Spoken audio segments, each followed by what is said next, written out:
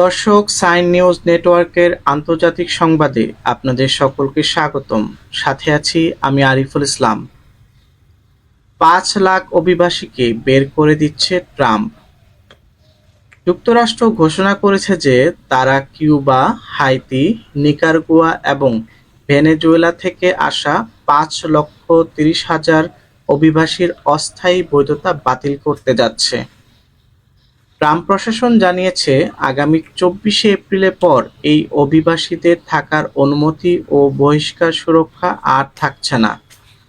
এর আগেই তাদের দেশ ছেড়ে যেতে বলা হয়েছে। এই অভিবাসীরা বাইডেন প্রশাসনের সময় চালু হওয়া CHNB নামে এক কর্মসূচির আওতায় যুক্তরাষ্ট্রে এসেছিলেন। এই কর্মসূচির মাধ্যমে তারা 2 বছরের জন্য অস্থায়ী বসবাসে অনুমতি পেয়েছিলেন। 2022 সালে প্রথমে ভেনেজুয়েলার নাগরিকদের জন্য চালু করা এই প্রোগ্রামের পর কিউবা, হাইতি ও নিকারাগুয়ার নাগরিকদের জন্য উন্মুক্ত করা হয়। বাইডেন প্রশাসনের যুক্তি ছিল, এতে করে দক্ষিণ সীমান্তে অবৈধ অভিবাসন কমবে এবং অভিবাসীদের আরও ভালোভাবে যাচাই করা যাবে।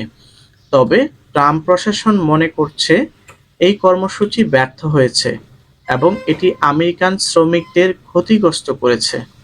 শুক্রবার যুক্তরাষ্ট্রের স্বরাষ্ট্র নিরাপত্তা বিভাগ এক বিবৃতিতে জানায়, এই কর্মসূচির কারণে আমেরিকান চাকরির বাজারে বিদেশিদের প্রতিযোগিতা বেড়েছে এবং কিছু ক্ষেত্রে প্রতারণার ঘটনাও ঘটেছে।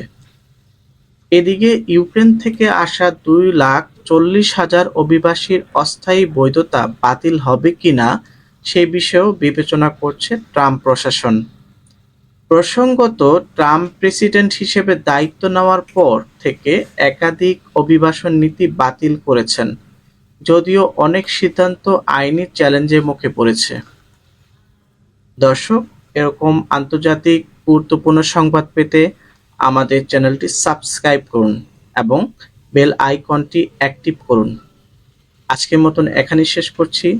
ভালো থাকুন, সুস্থ থাকুন। আল্লাহ হাফেজ।